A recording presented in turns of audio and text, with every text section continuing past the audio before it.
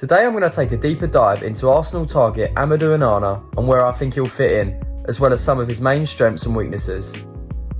So it's obvious that midfield has been an area that's got a lot of Arsenal fans scratching their heads because we're not actually sure what type of profile Mikel is after and what he sees as a long-term vision going forward. But one link which I'd say is definitely a concrete transfer target for Arsenal is Everton's Amadou Onana. I think it's clear as day that they'll be selling one or two of their main assets, and it could depend on Man United's tracking of Jared Branthwaite. As a player, Onana reminds me a bit of Paul Pogba on the ball, and has those long legs which provide real range in his tackling, reminiscent of Aaron Wan-Bissaka. And I make this comparison because if you come into his radius, 9 times out of 10, he's winning the ball. I see him as a 6 long term, who I think we can agree has room for improvement in possession. But I wouldn't say he's weak on the ball, and I actually think he's quite impressive considering he isn't in a possession-based team at the moment.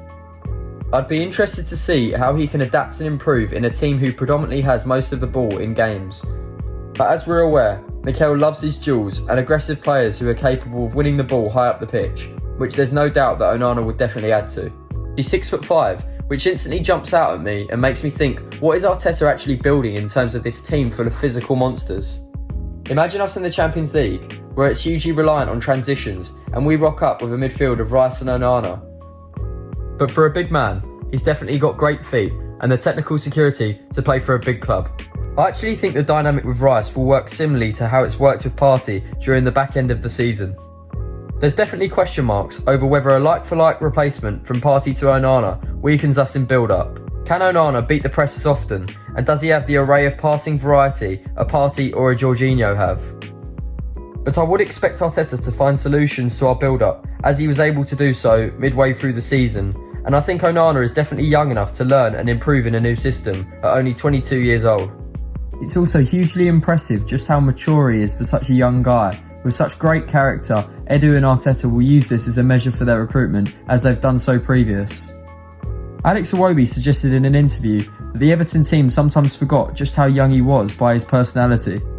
Another question mark I'm sure a lot have is whether he's a 6 or an 8 long term, and which of these profiles it is that we need more.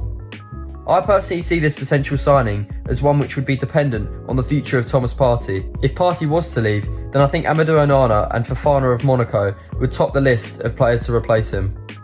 But Onana's obviously a Premier League proven player with 2 years in England under his belt, and he's a starter for Belgium, so it will be interesting to see if good performances at the Euros can add anything onto the fee.